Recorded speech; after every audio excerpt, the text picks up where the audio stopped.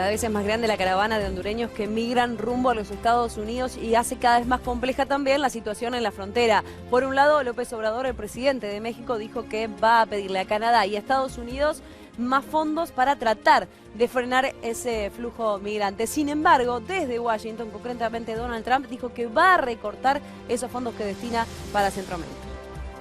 La caravana de migrantes hondureños que se dirige a la frontera con Estados Unidos llegó a la ciudad mexicana de Tapachula, mientras las autoridades de migración les instan a regularizar su estatus legal. La migración en este lugar es natural, todo el tiempo los migrantes están pasando, van de paso, nadie se queda. Pero ahorita sí nos preocupa ver tantas personas. Al comienzo el número de migrantes llegaba a los 200, pero a lo largo del viaje se fueron sumando, hasta alcanzar los 5.000, luego de que muchos hayan encontrado otra forma de cruzar desde Guatemala a México, sorteando los controles en la frontera.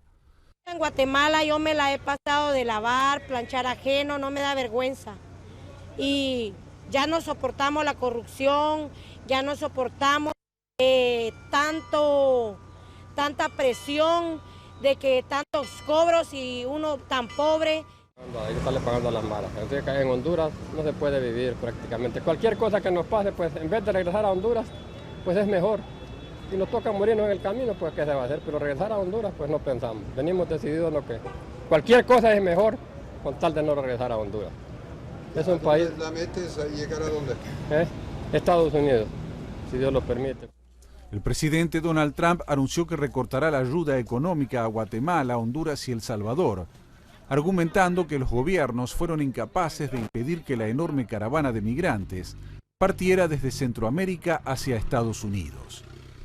Tras concretar varias amenazas, el primer mandatario se expresó en la red social Twitter y aseguró: "Empezaremos a reducir ahora o reduciremos sustancialmente la masiva ayuda extranjera que se les da habitualmente", y agregó: "Cada vez que vea una caravana o personas que vienen ilegalmente o intentan ilegalmente a nuestro país, piense y culpe a los demócratas por no darnos los votos para cambiar nuestras patéticas leyes de inmigración".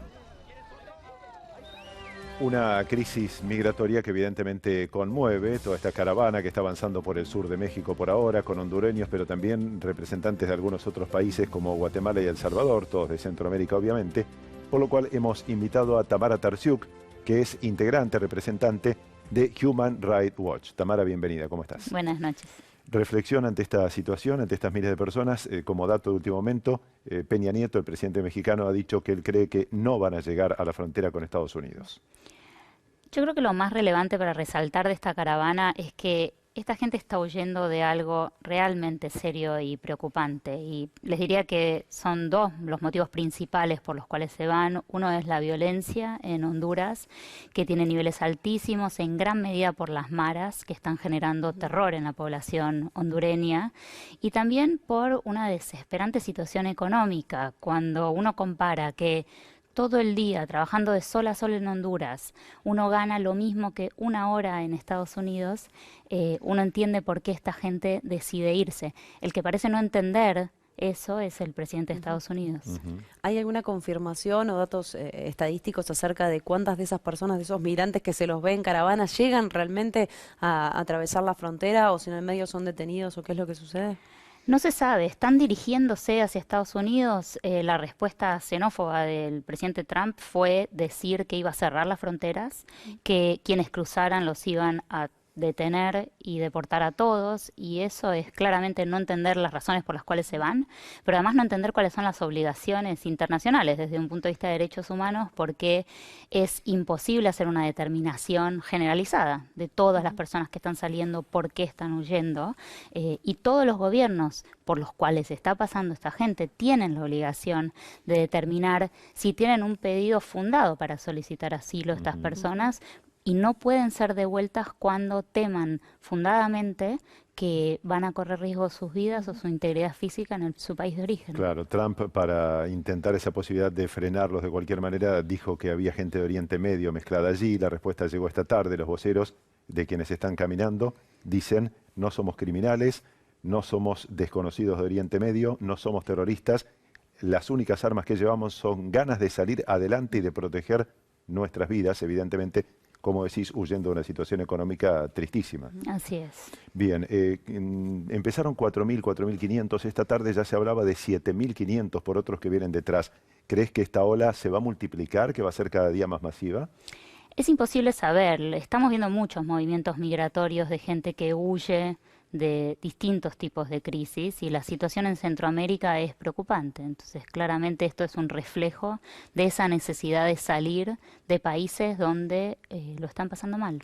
Si tuvieses que hacer un análisis de qué es lo que está sucediendo en esos países, no solamente ahora, sino qué fue lo que sucedió en el último tiempo para llevar no solamente a los hondureños, sino también a venezolanos, a nicaragüenses y hasta de Guatemala a empezar a caminar por la calle, incluso migrando hacia otro lugar. ¿Qué fue lo que llevó a todo esto? Yo creo que son situaciones distintas. En Centroamérica tiene que ver en gran medida, como hablábamos, con la violencia, que tiene que ver con estas maras y estas pandillas, y la situación de pobreza extrema en la cual vive mucha gente.